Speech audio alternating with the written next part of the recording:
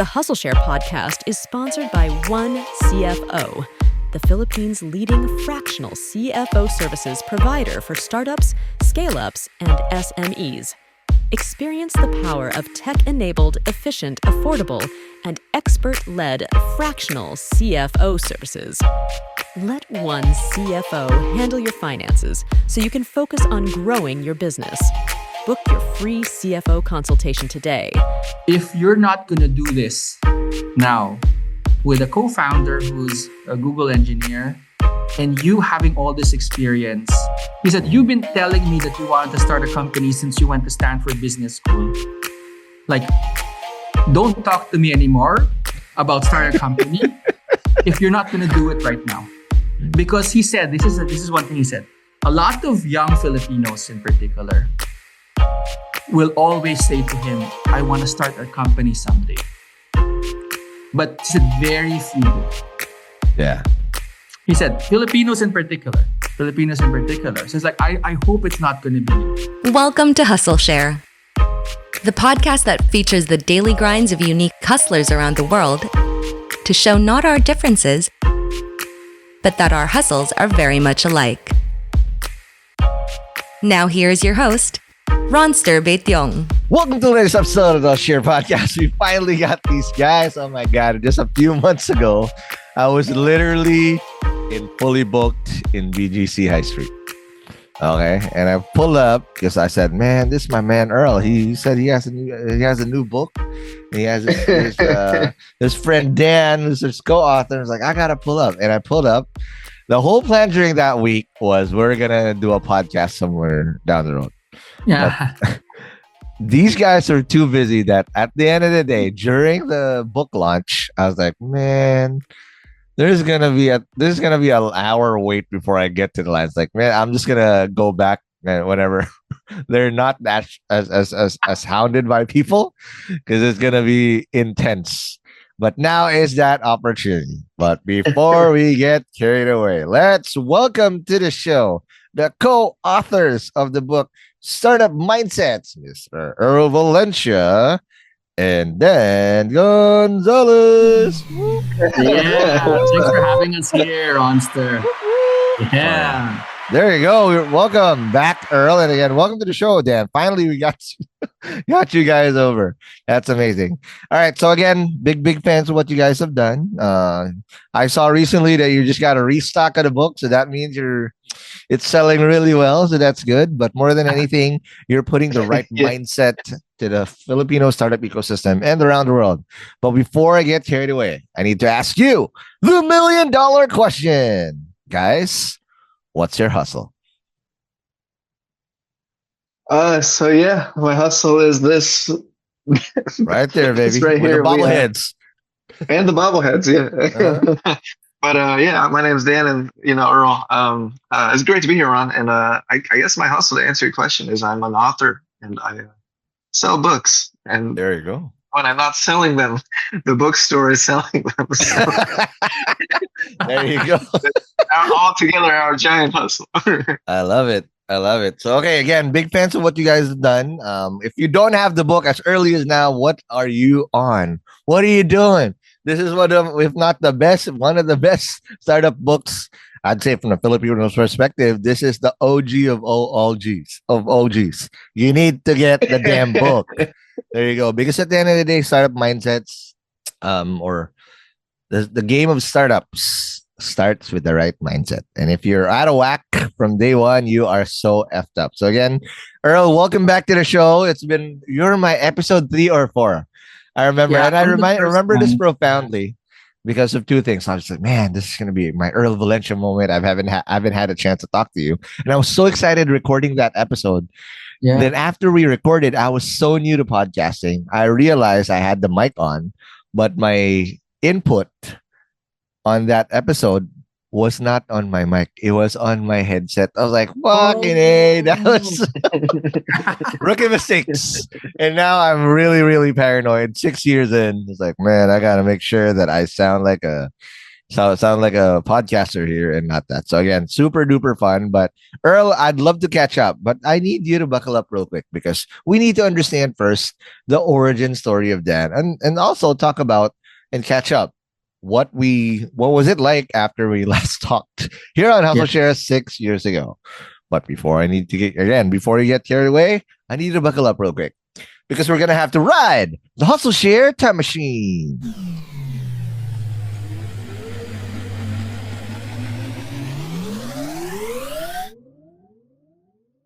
So again, we're gonna have to go all the way back, and obviously, every single startup hustler has a origin story. So of course, I've had a bit of the glimpse of Earl. So if you guys are curious of the origin story of Earl, I'll link the episode in the description box or wherever you're listening to.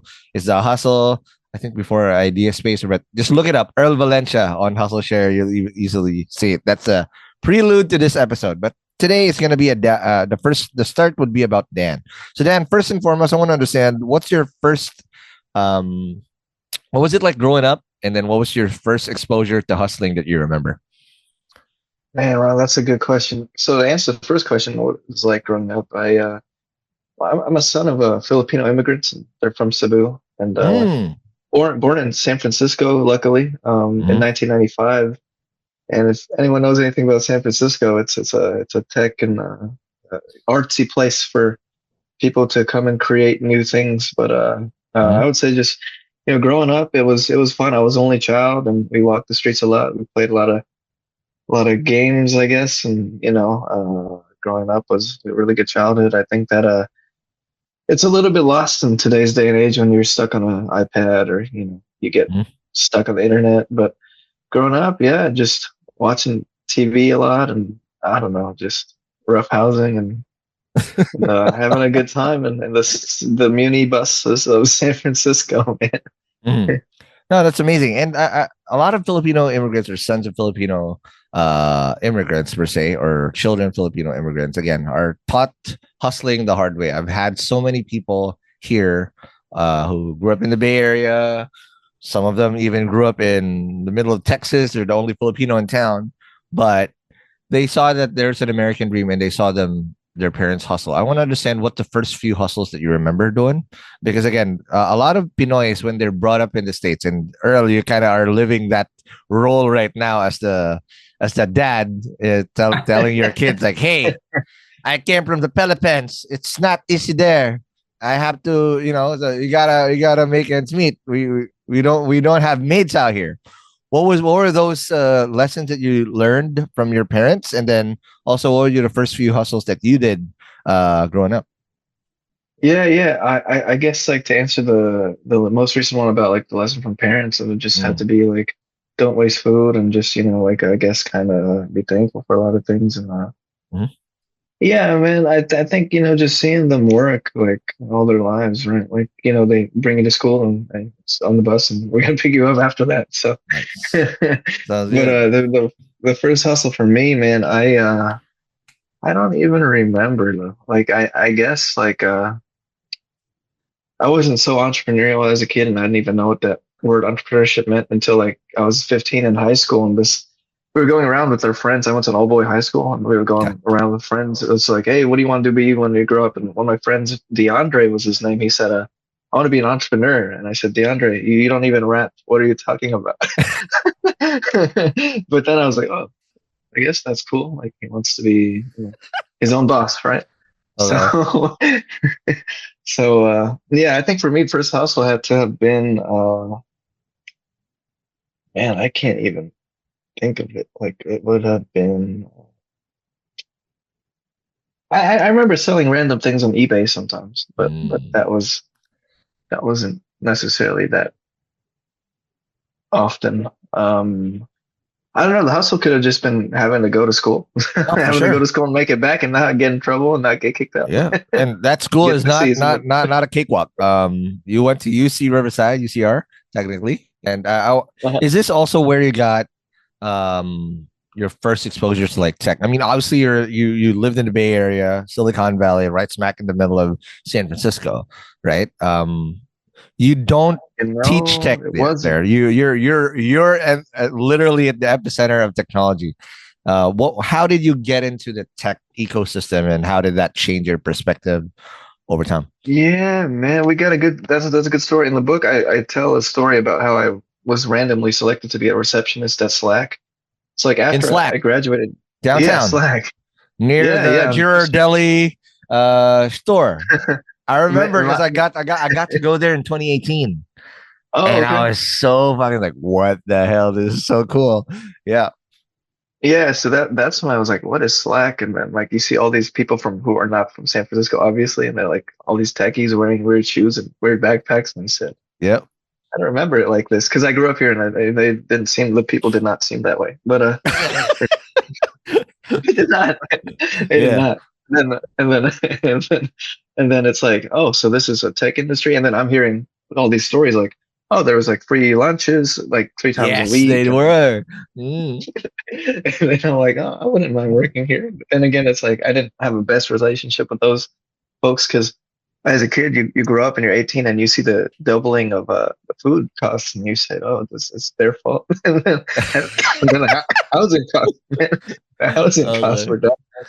So I had a grudge against them, but I was a smart kid, so I kind of just figured out that technology could be cool if you knew how to use it and Mm. accept it. So I think that was a weird time too, 2015. Like phones were becoming more mainstream, and we were just life was changing. Actually, if you Yep. didn't zoom out, it was happening too fast. Like I remember Uber the first time I rode one, and then I was like, oh, so you don't have to call anybody for this. Mhm.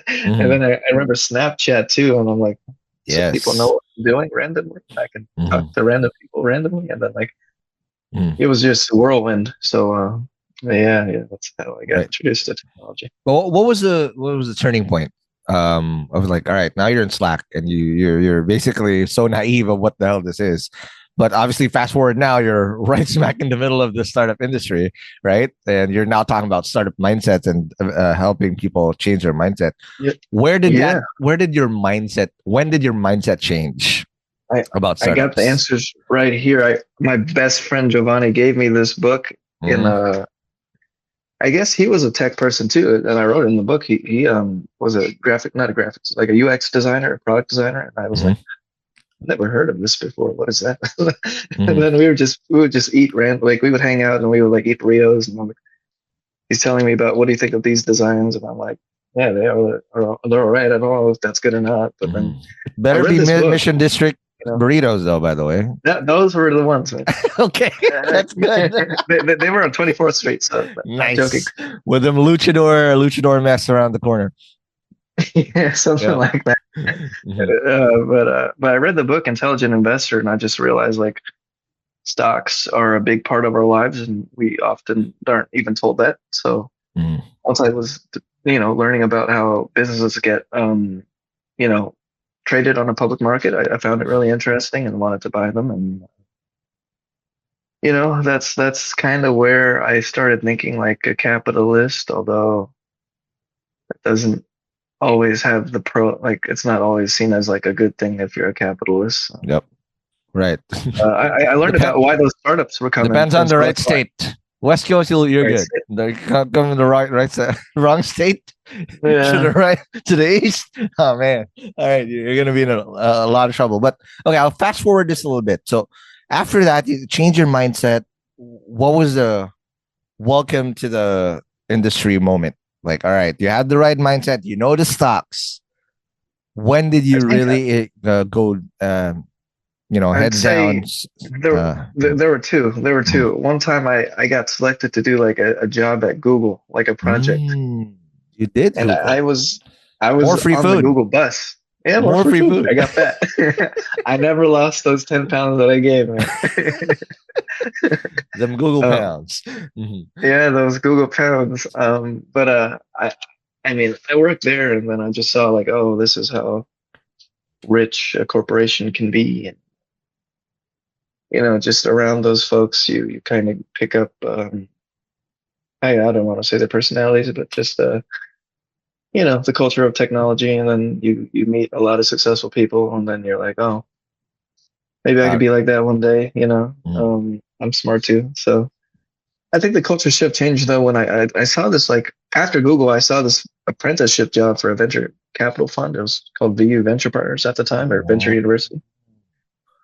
And I said, "Oh, what the heck am I doing? Why not just show up and see if this works or not?" And then that's where I bumped into Earl. He was doing this talk about Charles Schwab and like digital innovation, and the rest is history. We're in this book, and I guess we're stuck together forever. Yeah, sorry, I'm not gonna burst your bubble, but you're not the only person that Earl was able to just bamboozle right on a talk.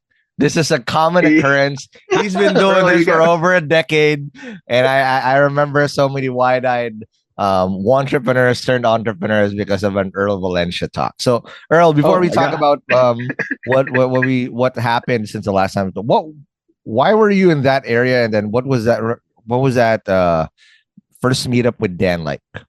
Yeah, so one of my friends from the World Economic Forum was helping out this school, and he said like, "Hey, by the way, I'm like a teacher in the school for venture capitalists called VU Venture Partners." And the World Economic Forum at that time had a big conference in San Francisco, and since I actually worked there, I was working at Charles Schwab, which is a big investment house at the time, doing digital transformation. I said, "Hey, maybe I'll pass by." It's like, "Oh, no, don't pass by. You should give a talk." Because I also did some, VC and IdeaSpace and Stanford. So it's like, you should give a talk of how startups work with large companies, right? Because that's something that most venture capitalists don't even know how to do.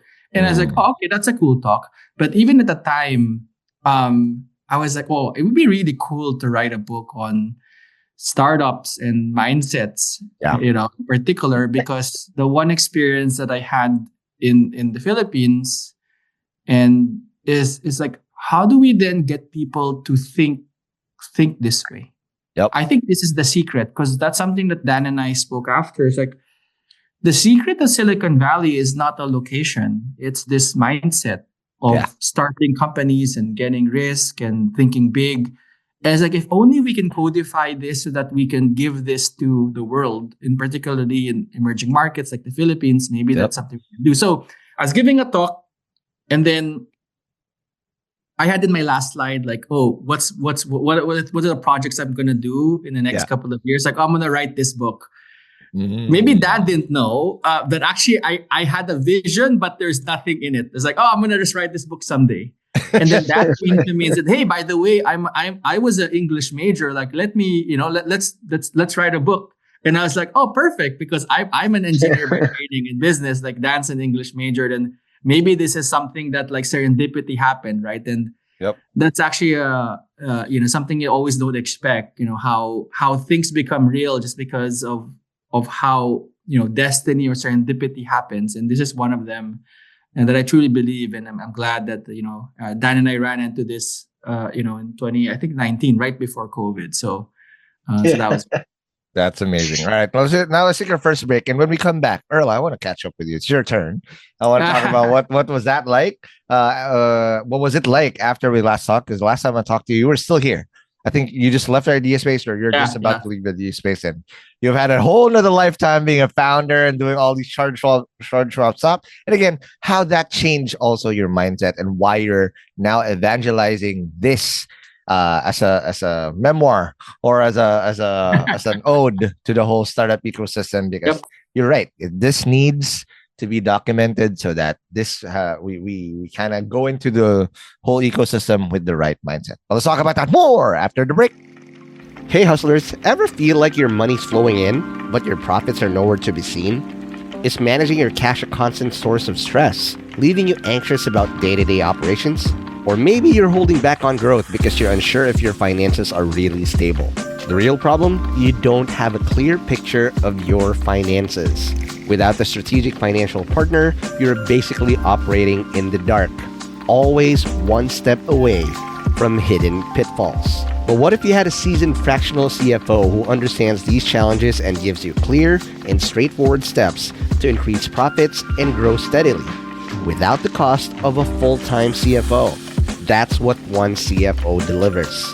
One CFO combines the strategic thinking of experienced CFOs with their own cutting-edge CFO tech platform, giving you transparent, real-time insights that empower you to make smart moves. They're the go-to fractional CFO partner for growing companies like Quick Insure, Avion School, J Labs, Advance, One Lot, Colorette, and Stash, helping them conquer financial challenges and achieve remarkable growth.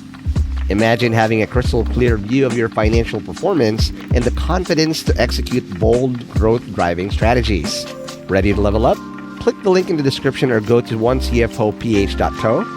That's onecfoph.co right now to book your free no-obligation consultation. Gain clarity in your finances and grow your business with confidence. Click the link or visit onecfoph.co today.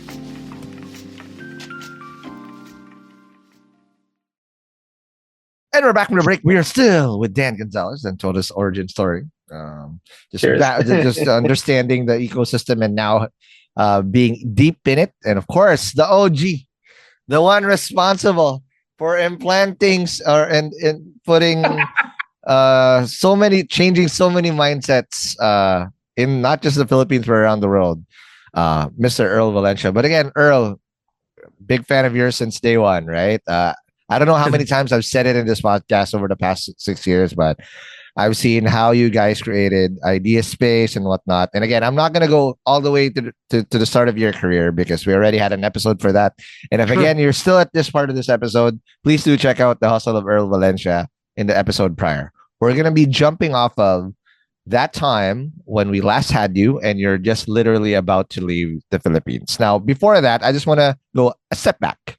Because if you don't know by now, and what the hell are you on? If you don't know this, Earl is the founder or the co-founder of IdeaSpace. The reason why we all have funding is because Earl Valencia was able to get found that thing. But there's some rumors. I don't want to validate this. Okay. Because I'm not sure if I asked you this during the episode. Sure. Of the origin of IdeaSpace. Because here's what I remember. I remember you were, I think, in the US working. You bumped into MVP and something happened. And then you and Martin were technically convinced. Again, I'm not paraphrasing. I need to know the real story. Yeah. And it ended up somewhere along the lines of, hey, let's create a fund for the Philippines. And then he asks you, how much do you need? Again, this is cuento from other people. And then apparently you threw him 1 billion pesos. No. So yeah. Let's validate it because mali. Okay. No. It's somewhat accurate, right? So actually I was on vacation. I was working in Cisco's headquarters in the corporate venture team. And then I was on vacation for my best friend's wedding, right? So I was the best man. That sounds like a movie, bro. And then someone messages me and says, "Hey, by the way, there's this guy who wants to meet you tomorrow." And I'm like, think about this. This is Saturday. Okay. In a wedding party. I'm the best man. So obviously it's party, whatever, dancing, drinks. Yep. And then, but this guy is flying from Hong Kong to meet you tomorrow morning. And I'm like, tomorrow morning, like I'm in a wedding party. And then I told my friends, like, hey, there's this guy named MVP who wants to meet me. It's like, oh, no, just have to meet him tomorrow. And I was like, oh, okay, I didn't even know. So to be honest, I didn't have that much context, right? Because I haven't lived in the Philippines for a while. Yeah. And then he basically asked me I was only in vacation in the Philippines for 4 days. He asked me, he's like, or like, what do you want to do? And I was like, oh, I want to be DOST secretary. And he's like, what? No one has answered that question in my life with the DOS secretary. Like, he's like, I don't even know who even wants that job. Well, like, Solidum wants the job. He's there, right? And then obviously he said, like, what do you mean, right? Like, why do you want to? It's like, oh, I have this idea of like, maybe someday this best ideas, best technologies from the Philippines can be funded, like in Silicon Valley. It's like, oh, okay, that makes sense. And then after that, he said, if you want to come back to the Philippines, I'll make that dream of yours come true, but with the condition that you come back here. And I was like, oh, okay, I wonder if it's true. And actually it happened. So right before I left, literally hours before my flight back, the head of HR of PLDT Smart met me in a hotel lobby and said, hey, I don't know what you talked with MVP, but you have a standing offer to lead innovation for this Are you kidding me? Yeah, innovation with this, like, oh, when's the deadline? It's like, oh, it's up to you. So basically, it's a standing offer to do this job. So that was like really, really crazy. I was like, I wonder if this is true, right? So obviously, I told my wife, my first, second son had to be born, et cetera, et cetera. Yeah. Then during when I was in San Francisco, that's where I met this guy named Martin Kuan, who just got hired to be Chief Information Officer Meralco. And he was also in his early 30s. So both of us in Cisco in the cafeteria said, hey, this is what MVP told me. This is, and we're like, oh, that's a really good idea. I also know about, I think this is a problem. And, if you do come back to the Philippines, let's pitch this together. So that's how it worked. So me being an MBA, I was very conservative, right? I had the whole financial model, blah, blah. I said, you know what? We can the make engineer this in happen. you. We can make this happen for 200 to 300 million. Let's go to MVP with a pitch, blah, blah. And then basically he comes in there. Oh, nice pitch, Earl. Nice pitch, Martin. Like, how much do you need to make this happen? I totally believe in innovation. And before I would say that, hey, my numbers say this, my co-founder, Martin, just said, like, I think we need a cool billion. Oh my gosh, it is true. Yeah. I was like, a cool billion? Like, that's not what's in my spreadsheet. And then MVP, like, there was this probably one of the longest pauses I've seen in my life. I think he was thinking, like, is this guy like joking or not? and in me, it was hard because I just literally moved my family from the States to the Philippines like a couple of months before. It's like, you know what? I just literally like moved here. I quit my job in San Francisco. Yep. And then I'm going to lose my job like after a few months. Going on. Were you looking at Martin or you're looking scared at him? I was like, look at Martin. It's like, this is literally not the number that we agreed. It went 5x. A cool billion is even. Then Emily's like, why a billion? And this is even the better response. It's like, it's a nice round number. It's a nice round number. And it's like, you even double down on it. I was like, oh my gosh, this is it. And then I think, Earl, what do you think about this? And it's like, oh, I think we need something in the range, maybe, a little bit lower. Because I couldn't say anymore. Like, okay, that's fine. We'll just give you half, right? And to do this. That's kind of how it all worked out. So it's true, somewhat.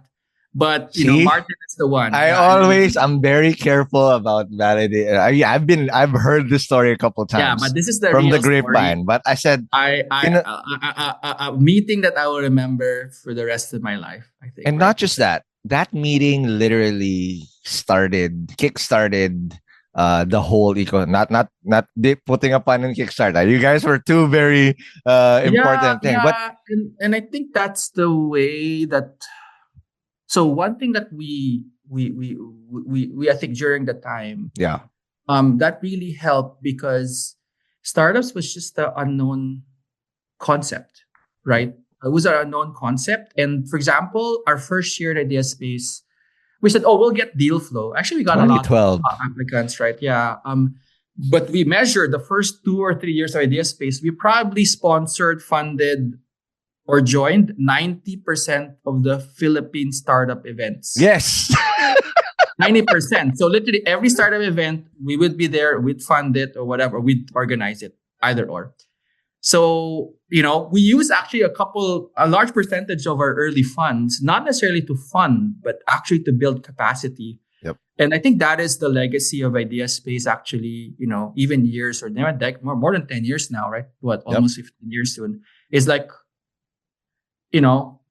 we had to build a foundation of where hopefully people are today. And I think that's the legacy of this, that meeting, right? Which is crazy. No, for sure. And on behalf of the whole startup ecosystem in the Philippines, I want to thank you and Martin.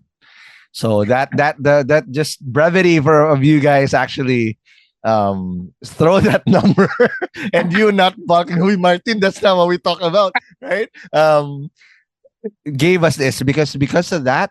Here's what happened over the next years, right? And this is what I'm gonna ask you. Kubo happened, and there's no entity in the Philippines that invests at the idea stage because you had to nurture people who just want to become an entrepreneur, who need mentorship. I mentor. That's why I still mentor in Kubo now. I don't have to. That's great. But it's so important because startups come in cycles. A lot of the funds that used to invest in their and as at the first check now are now at seed, pre-A and A. Nobody writes the first check anymore. No. And there are it's very, very few, and they operate like it's a Series A check. I'm like, dude, like due what are you diligence doing? Series A level. This is the first check. This is a big gamble. But no, if IdeaSpace cease to exist and cease to thrive in that ecosystem, no startups would be doing, because you look at let's just call it what it is. You also had the most losses. My God, the how many people startups have died under the IdeaSpace program? But the ones that thrive, hopefully, the power law will kick in and will compensate for all the losses. You already had one. It run host, right? An exit. That's a nice exit, compensated for a lot of these things. But again, I want to thank you for that. But sorry, Dan, we're gonna have to take a backseat here, because after IdeaSpace, I want to know two things. So that's a dream job, Earl. What made you want to leave? And this is where it went a little nuts for me. You didn't just leave the whole thing. You went to become a founder. What were you thinking? What's the mindset here? I want to understand. And you also did that so overseas. There's a little bit in between. So actually, when I decided to leave IdeaSpace, maybe I don't know if I mentioned to you in the last episode many years ago, but then I also went again to MVP, my boss. I said, hey, I think I should go back to the US. I got this offer from this really legendary hedge fund called Bridgewater. Right? Oh, right. Ray Dalio's fund. And MVP, like, Ray freaking Dalio. Tell me what to do. I told MVP, tell me what to do, right? Because I basically was prepared there for MVP to say, you should stay here. And I was like, you're my mentor. Like, you brought me here. And he told me, like, you should go and learn. I'm not sure if I can teach you what these other people can teach you, but I know for a fact that you will sometime in the future come back here again. Yeah. And he told me, when you're ready, the group will still be here, which is the First Pacific. What a guy. Love you, MVP. Yeah, I know, right? So I was like, oh, wow. But I was like, oh, shoot. Like, I was prepared for like, oh, don't stay, just stay here. I'll counter this, all these like things in my mind. But I think the pureness of him looking after both me, but also knowing who I am, which is like, I'm doing things obviously for Philippines a lot, right? Like, that's really important. So I went to Bridgewater for a bit, and then I went to another, I went to like Dell in EMC when there's a merger, and then I went to Schwab, and then I had this weird thought where I was helping startups, I was advising startups, I was enabling them, but I was never a founder. And when my friend Kevin decided to leave his job in Google, I actually talked to Dado Banato. Another OG, right? And I'm like, hey, Dado, like, I was moderating a panel, like a UP alumni panel, and he was the keynote speaker. But we had like and he sat me down, including the wife of Dado, Maria. And by the way, props to Dado. Dado actually is our cover quote in Startup Mindset. Love it. He told me, Earl, like, if you're not gonna do this now, with a co-founder who's a Google engineer, and you having all this experience, he said, you've been telling me that you wanted to start a company since you went to Stanford Business School. Like, don't talk to me anymore about starting a company if you're not going to do it right now. Because he said, this is one thing he said, a lot of young Filipinos in particular will always say to him, I want to start a company someday. But he said, very few do. Yeah. He said, Filipinos in particular. So it's like, I hope it's not going to be you. Right? So, and then so much so that Maria, the wife of Dado, told me and coached me how to tell my wife what I should tell her. Yo, this is how much show that they know it's so important. Oh my For god. 1 hour, like Tina was coaching me on the family side, Dan was coaching me on like, the why side, like why to just take this leap. So Man. that all happened. And mind you, Pat is half the size of Earl, and Earl is terrified of what. Because again, we put this in the book, but the biggest startup investor is your family, right? Yes. The biggest startup investor is your family, not even your angel investor, whatever. It's your siblings, your parents, especially your wife, your kids. Like they're the one that will go all in. Because as much as there's a financial part of startups, there's actually an emotional roller coaster that nobody can quantify unless you're a founder. So, we're talking like Ronster, right? But the only times, that's why my respect for founders is like 1,000 times more versus me being an investor, because I saw the emotional roller coaster firsthand and the impact to my family directly. Yeah. So that's something that I saw. So started Plentina, and that's kind of where it is. And then we sold the operating business last year, and now I'm in big tech again. But this startup mindsets book is really important. And then actually I also got appointed by the president to be in the Innovation Council, right, of the Philippines. There which you is go. really my passion, right? That's soon enough he'll be the OSC secretary. Do you still want the OSC? Or there's the ICT na. I was saying that maybe there's going to be a department of innovation or entrepreneurship or something. That would be best, man. Okay. No, but before we talk about the book, real quick, Earl, you mentioned that you there was an emotional roller coaster, and you're absolutely freaking right. The startup life can add so much to you, but and vice versa, it can also take away so much from you. Yeah. Right. Yeah. And Plentina, for those people who don't know, this is a BNPL product, and you guys were ahead of your time. And this is a cutthroat business.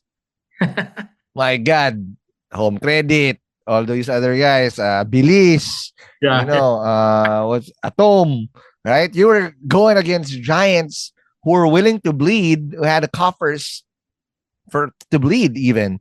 And I even had Alex Aronson here a couple episodes ago. Right. Okay, cool. And I want to understand, what was that? Because you said you had 1,000%, 1,000% respect, but it's still different when you're now the founder. How grueling is that from a perspective of a investor? Because I remember before, it's the same thing. It's the same respect I have as a founder. I'm trying to be, my end game, Earl, is I want to become an investor. Not because I want to make money. Of course I do, right? But I want to put my money where my mouth is, because that's the only thing I haven't done left in my startup career. I've mentored so many, right? And real talk, will never take credit for their stuff. But the only thing I haven't done is write a check. But I have so much respect from investors, or for investors that were former founders. It's a totally different mindset, and I want to understand that journey. How did that change the perspective for you as a investor turned founder? And obviously you still invest, that will never leave you. But how did that change your perspective after going through Plentina?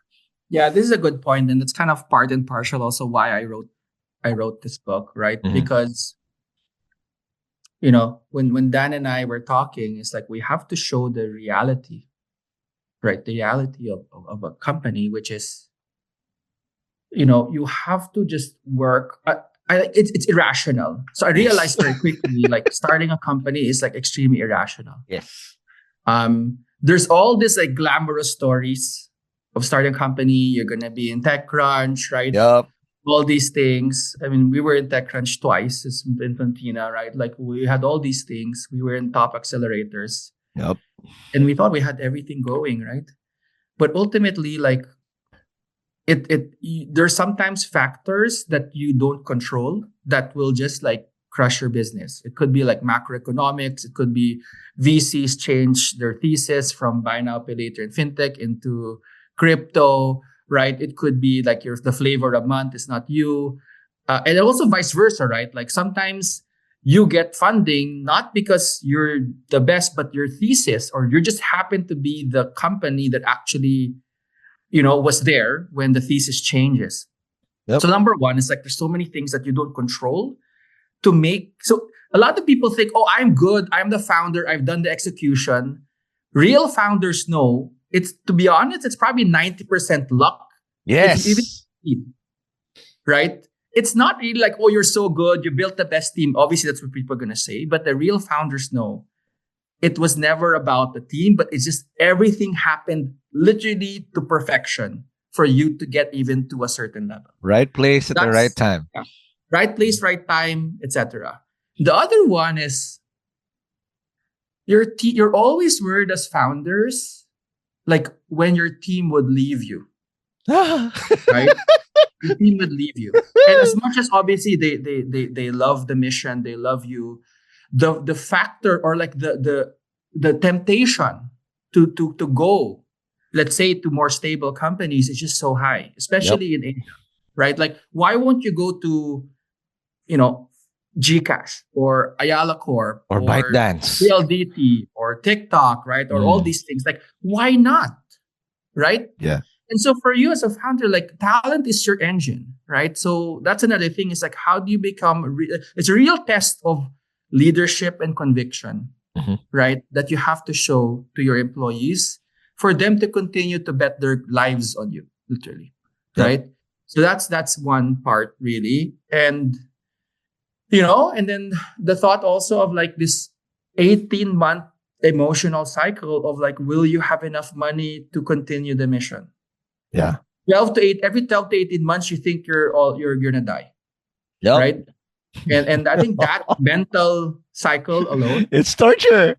Right? Is like you have to have real conviction as a founder, like why you're even doing this with your life. Yeah.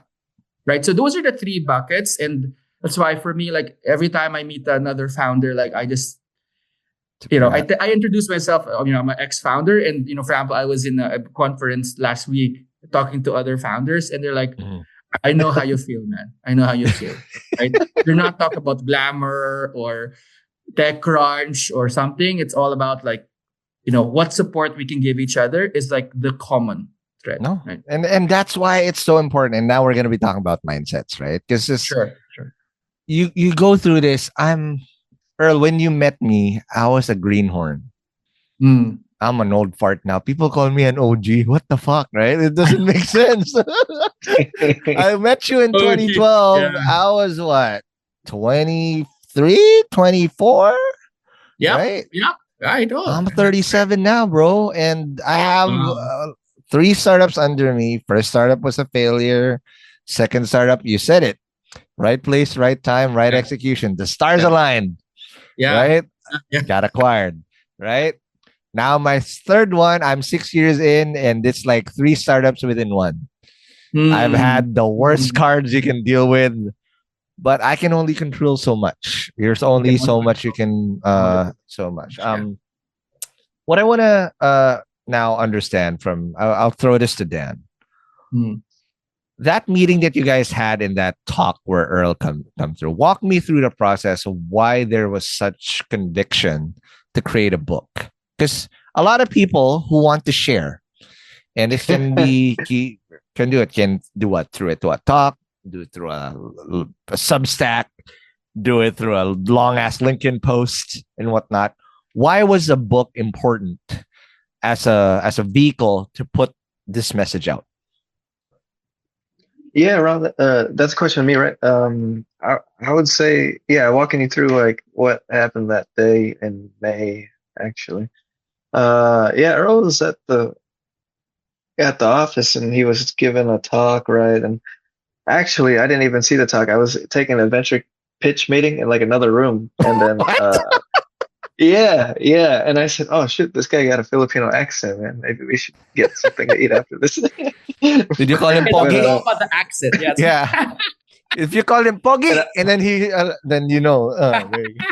But I remember the slides, and then it had the impressive logos of Bridgewater and Stanford, and I said, oh wow, yeah, maybe I actually needed a job at that time, so I was like, yeah, let me go. Mag-a-apply pala, Earl. him. There you go. Earl hire me for something, man. But he did hire me for the book, and now we have an LLC, but that's a little different from There what you go. that There you was. go. But it was a good time, and then you just yeah, I mean, a book was something I wanted to do actually since I was like 20 years old. I have a interesting story into that, which could take like a little bit of unpacking, but basically, like growing up in San Francisco, I just had a lot of love for the city, and then like you see like we kind of had to move homes like to Daly City, and the big reason why that was because we couldn't afford rent, and it was just so expensive because the evil techies. What? And then I had a resentment against the tech industry, and I wanted to write a novel that kind of just presented my thoughts in an original way that showed that what's it called, like I guess like money's evil, and like these people are taking advantage of like this beautiful town that's going to different side of things. But having that kind of idea to write a book, and then just graduating with a degree, and then you work in the tech industry, and you see like these are okay people, right? Like they're not all bad. They do need some help though mentally. I can say that they don't have like their shit together. But and then just being around entrepreneurs, right? At the venture fund, I was around a lot of entrepreneurs who would like pitch me ideas, and I was 23 at the time, and I was like, dude, this guy's freaking 40 and he's asking me for money. I can't handle this. so it's like you're around that energy, and then you see like IPOs, or you see like your friends start companies and all these other things, and you're like, this is a cool world, like being Shark Tank, and making investment decisions, and pitching them to partners, and then all of that is all such fun stuff. And then I did always have a passion for writing, though. Somebody today actually wanted to talk to me about writing a book, and it didn't seem like they had the same desire to do something, right? Because it was with me, when I have a desire to do something, I'm gonna do it. Like if it's wrong, then it's wrong. But I'm shooting that shot from half court if I have to. You know what I mean? Like Steph Curry with the shot, boy. There you go. Half court. There you go. I'll take my chances. I'll roll the dice. That's what's gotten me here, and I'm not afraid to say that. Taking a chance on this book and this whole thing has it's changed my I wouldn't say it has changed my life. Perfect. It's definitely done something good for me, and All maybe hopefully other people read it. No, for sure. And now that's what we're going to be talking about. But let's take our last break first, and when we come back, obviously we're going to be now doing a deep dive. We're going to give you glimpses of what this would be, and obviously I want to ask Earl what he thinks of the Philippine startup ecosystem now. We're at 13 years, right? And what needs to happen in order for us to take that leap? Because it feels like sometimes we're stuck on second gear, and we need to be able to really get out of that rut, step on the clutch pretty well, get on neutral a little bit, and go to higher gears. But let's talk about that more after the break. Hey, hustlers, before we resume the episode, let me tell you a very quick secret. Do you guys ever wonder how we're able to consistently release episode after episode here in Hustleshare without missing a date over the past 3 years? Well, it's not just pure hustle, because I'm also running my podcast along with me running my startup full time. Now, for some of you who have listened to this podcast, you guys very well know that I created a startup that is designed to help the best podcasters in Southeast Asia to realize their full potential, which is called Podcast Network Asia. And over the past couple of years, we've achieved quite a lot in P&A, helping hundreds of podcasters create world-class episodes consistently.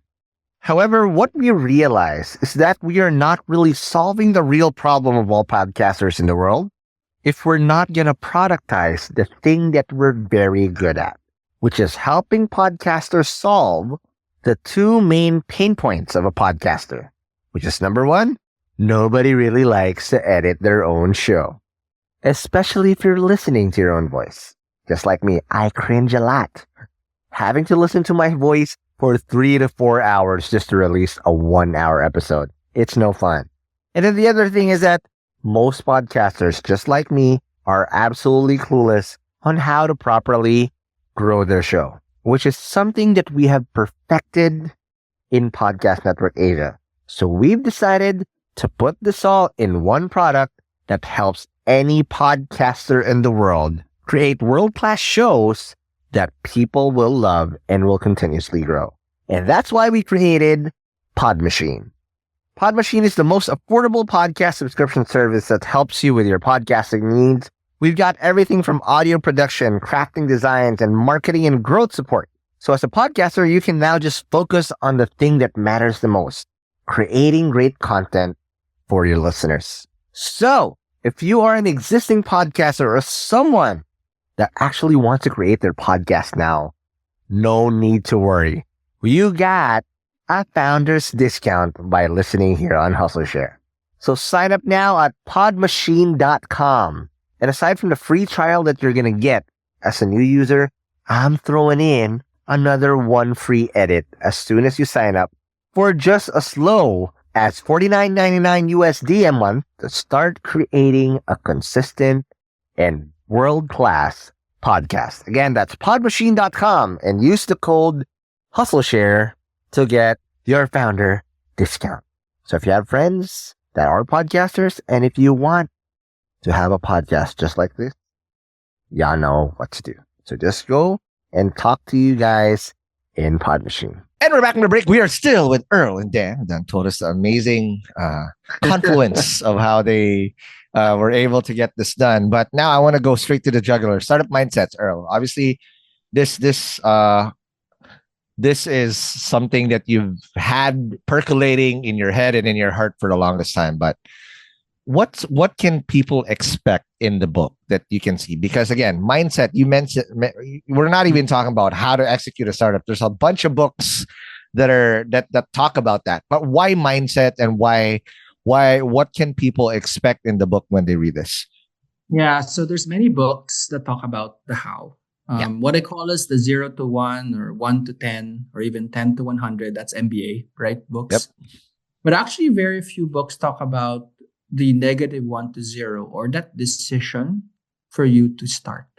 Yep. Right. The what jump. comes, right. That because I always thought before the hardest part was like when you're kind of deciding like, oh, I already have an idea. Like, should I go all the way?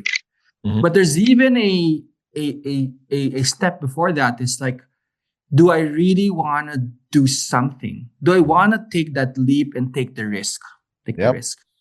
And I think that is the question. So we really bought this, made this book really as a way for someone to hopefully when you read it, you can then decide like, is this for me? Do I really want? That's why we even have a chapter called, are you a wantrepreneur or are you a real entrepreneur? Ooh-wee.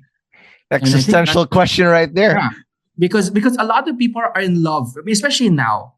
A lot of people are in love with the theory of building a company, but people don't even know why. Yeah. Right. And I think that's the most important thing. And, Dan and I spoke to many founders, typically Series B and below. And we asked them two questions, which surprised us. Actually, this is kind of one of the main theses of the book. One of the questions we ask is, why did you start a company? And the other question is, if it doesn't work out, will you regret? And the first one, obviously we talk to founders who are very like passionate and I did this because of this. There's typically a reason, personal reason. They've observed something, an injustice or whatever, and they want to do something about it. So the why actually is very strong. Yep. But the second one is the biggest surprise, which is, will you regret if it doesn't work? And actually almost all of them say, of course not. Because the privilege of working on something so meaningful to you, even if it doesn't work, is already the success itself. Love it. So everybody thinks success is exit, whatever. But actually, if you come in there with an expectation of success, such as an exit, I think you're already lost. Yes. Right? You cannot guarantee that. So Dan and I wanted to at least have these. We kind of have, I don't say it's a guidebook, but it's a blueprint or whatever. It's basically just like hopefully make you think, right? what company would you want to start? Why do you want to start it? And, do you really have the conviction to take it through even during the not so good times? Right? Totally agree. And I love that story because I've experienced that myself. Right. So my first attempt was an L. Do I have regrets? Yes, on how I executed it. No, because it brought me where I was supposed to be. And that led me to the exit on my second attempt. Because everything that I learned during the L was everything I needed to take the win on the right time, right place, and the right time. Right. Yep. So now I got a dub. And I thought I had everything I know. I was a little boastful, like I know how to make an exit. I know how to do, but again, a lot of this is attributed to luck. I'm year 6 in Podcast Network Asia, and oh my God, I thought I knew a lot of things, and apparently I was still very naive. And you're right. The moment you think you're too good for this, I'm gonna make an exit, blah blah blah blah, is the moment the mindset is setting you up to fail. Yeah. Because you don't know what you don't know. The best of us, the best founders that I know are humble because startup life never fails to humble you and show you don't know shit. Yeah. Yeah. No, I think that's true. Or even this book, right? Like it took us, 5 years to write the book. Right? Yeah. And many Dan didn't have a beard back then yet. Yeah. And many did not have a beard. Did not have a beard. That's a good point. It's even so crazy where we're like, oh, you know what? We're gonna, people would love this, right? But then, it's the same thing, rejection and all these things. And, some people even try to like ask us for money, right? Like, who pay us, we'll publish your book. I'm like, what? Right? Same thing, right? But I think the key is if you come in there with like the pureness of intention, right? Like eventually, like you'll find the right partner that gets it, right? Yeah. So same thing. So I think that's really the thought. And for us, it's really important that we just want more people to learn from it, right? Okay. So this is the cheat code question, because this is what I get from Hustleshare a lot. And then that's why I always get a kick out of it, because I get first dibs on the learnings from you guys, from the amazing guests I have.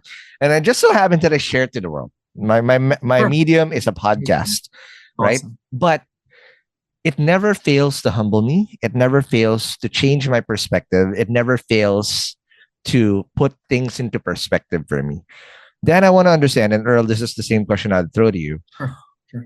By going through this process of talking to all these founders, talking about mindset, how did that change your perspective or your mindset about how the startup game is going to be played?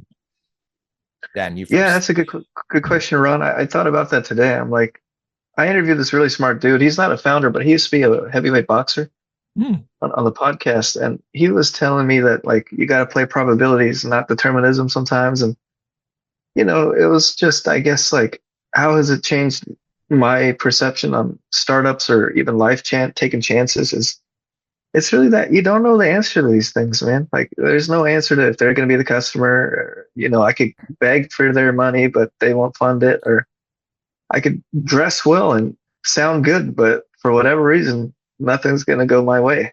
And I think that it's just life, right? Like it's honest, like there's no way around the truth. I mean, the truth hurts and the truth is beautiful. So sometimes you're the one to say it. Sometimes they're the one to say it. But I think it's just, and one of the most interesting things I learned, I interviewed this guy who used to work for, it was Will Pang. He works at like North. He's a founder of some financial like wellness company or something like that. And he was telling me like good entrepreneurs seek out the truth. Yeah. And it just stuck out to me. It's just like you can never hide from the truth, man. I mean, it's just sometimes you can cover it up as well, but at the end of the day, it's you're the one looking at the mirror. It's either it worked or it didn't work. But I think like growing from that and learning that. The person you become is somebody who is able to handle tough things. And I think that just serves you well in life, whether it's a business or, people or, whatever you want. How about you, Earl? Thank you. Earl, how about you? How did that change your perspective? Because again, you're the one asking all these fellas about their mindset, but in the process, you're changing your mindset as well. Because you see the whole horizon of how people think. How did this process of creating this book change your mindset in the startup game? Yeah, I think it made me actually like rethink how you measure life, Mm. right? Like, what's the measurement of life? The measurement of life, is it exit? Is it finance? Is it nice things? But I think ultimately, why do we live, right? And the thought for me was, it's for you to give a chance to hopefully make an impact in whatever world you want, right? It's Yeah. your family, your community, etc. Like, and I think that's super important, right? Because sometimes we're so focused on the grind that we don't even think about like, what's the meaning, what's the point of all of this. And I think by going through this process, it just kind of reinforced to me that like, we have a chance to do something and make a little bit of dent, hopefully, in whatever community we have. And, let's not waste the chance, right? For example, someone said, wow, how can you like sustain 5 years of like not giving up on this book? In fact, Dan and I, at some point we gave up, right? Like, no one's going to get this, right?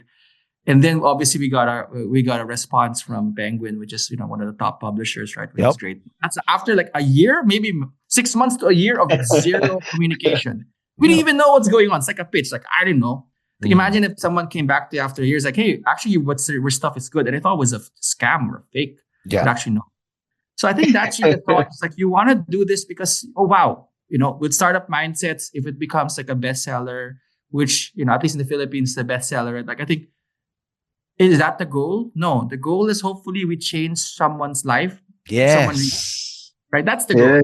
And I think more and more, I think that's changed my perspective now. What really is success? So I think, people can measure success in many ways. And I think my measurement of success has definitely changed after, writing this book, right? Yep. Totally agree. I love it. Now, Earl, I'm going to go straight to the jugular here. You've Let's been do here it. since day one. Day one-ish. There you go.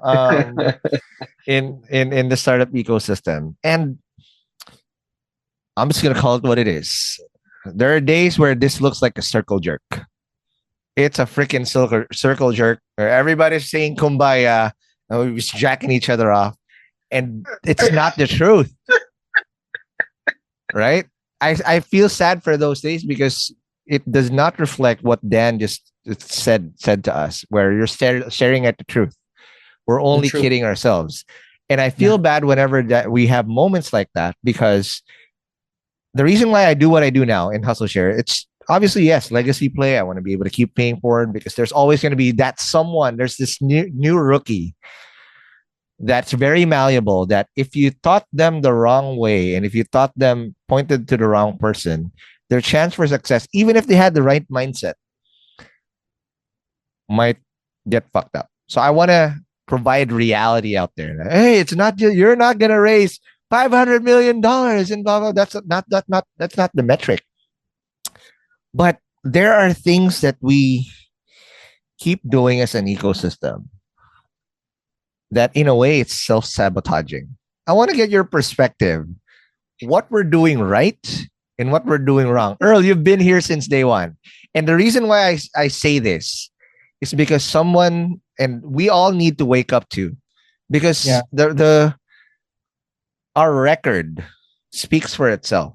And there's self-sabotaging behavior every single time that we do that still makes us stuck in second year. What's your perspective on this? So since, I'll just tell you the truth, right? Like, kind of the thing. I think the Philippines. So I think if we just are humble, we have a chance. Yeah. But I think in general, culture is not, right? And what do you mean by that? First part, we start businesses, or very few businesses from the Philippines really think about what do we need in the Philippines, or what are we really good at in the Philippines, and then capitalizes on it. Yeah.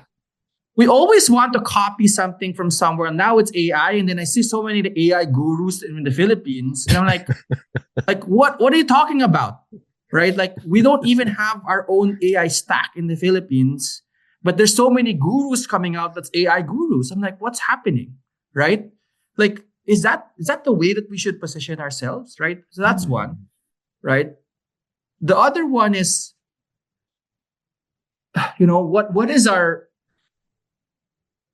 what should the Philippines be known for as a country, and then leverage that? Correct. For some odd reason, we just don't want to say, because it's unsexy, right? Obviously BPO. Okay, good, BPO. But then we're good at that. What else can we do leveraging it? Right? But for some reason, you know what? I don't want to work on that. All these things. Agriculture, aquaculture, disasters, right? Like someone just pitched to me from Silicon Valley, oh, we have some technology to help with typhoons and stuff. Like, why do you have to pitch me? Why did someone from the Philippines pitch me how to stop typhoons? Right? Like, this is so messed up, right? Like, this is something that I am so frustrated. And then the last one, which is a bit controversial, right, is, do we really believe, even within the Philippines, that a Filipino can actually create a unicorn? Yeah. Right. We have to look ourselves in the face and do we believe? Or are we humble to pair people together? I'm not sure. Right? Are we at that stage? And I think we're not sure too. Right? And we're kind of in this hard situation of who are we? What is our identity? Yeah. And kind of, this is what keeps us from. Funny thing is, example, Gojek, right? I observed this, obviously Indonesia and stuff, the government and all these things that, how can we create our local champions? So that's fine. That's more of policy. Yeah. But Gojek is culturally Indonesian, right? Kind of this angkas thing, right? Yeah. It's culturally there. So it took off and they protected it as a country, right? So we have to think the same way, what is uniquely ours and build on it, versus copycatting something in Silicon Valley and say that we were gurus about it, right? No, right? No. So that's a thing. I mean, that's something that I'm frustrated because I know we have something, but every time someone tells me they're in the Philippines, it's it just looks like something, the same thing somewhere else, but they can't claim why they're better than somewhere else, better in this technology than somewhere else in the world. It's just kind of a weird situation, right? Absolutely agree with you. And it's sad. It's sad because I've seen multiple waves of this, Earl, since the day I met you, 2012. My dog want to say hi. Hello.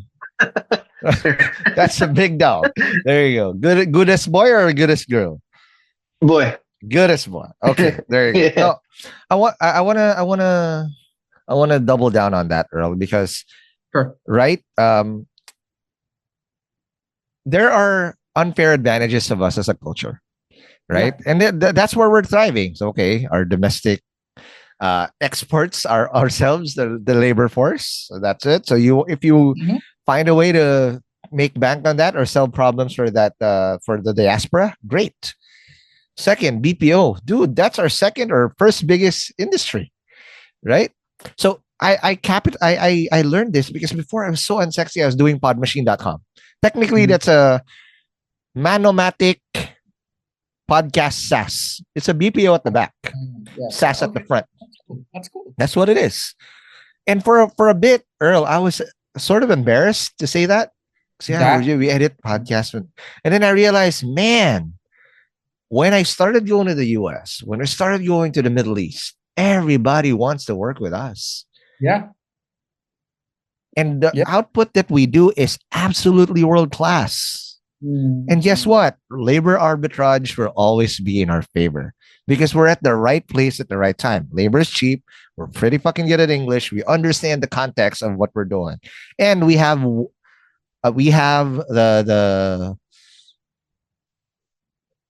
result or the output that we can create podcast hits. So we're not just random schmucks creating shows. Yeah. We know how to make a hit.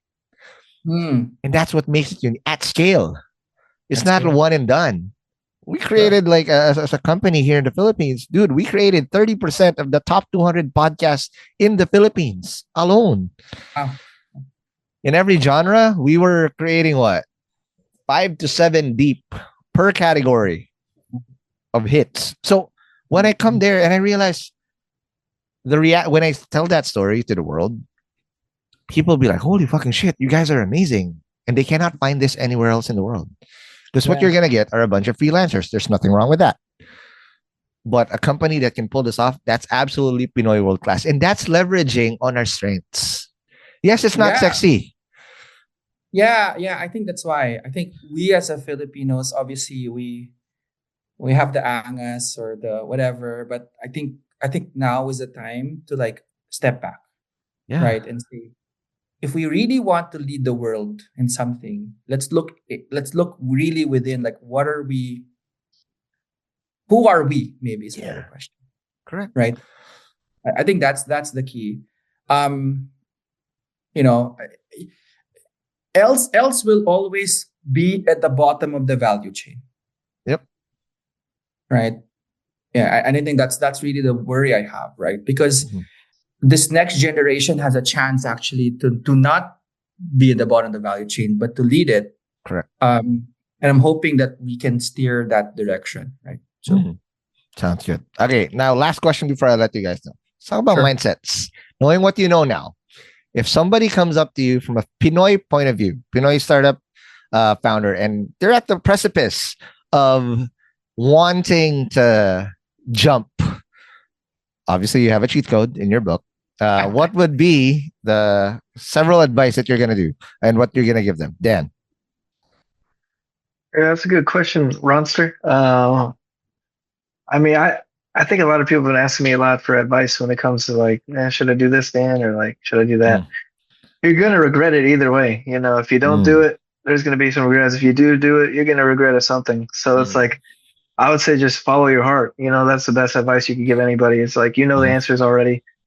And if you do have that appetite, right, like to do something big and you know, I guess in the book we have this thing. It's called like dedicated to people who dedicate their lives in service of others, right? Like or just have dreams, right? So if it's gonna align to that, then for sure do it. But if you're somebody who's like, I want to take trips to somewhere fancy in Europe because I'll have all this money, or buy a Lamborghini, then my answer is, hey, I wish I had a Lambo. Then you know, I think you shouldn't do it. I would say no. Yeah, that's amazing. All right, Earl, you're the OG here, the real OG. And I love the story of what you talked about earlier. I will create a clip out of that and just put that on Startup PH so people always know how IdeaSpace started. But out of this clip, but Earl, what would be your advice, mindset for those people who are at the -1 to 0? They're not even 0 to 1. What would be your advice? Well, I'll actually tell a personal story, right? So, someone asked me when I was, you know, in my late 20s, like, how did you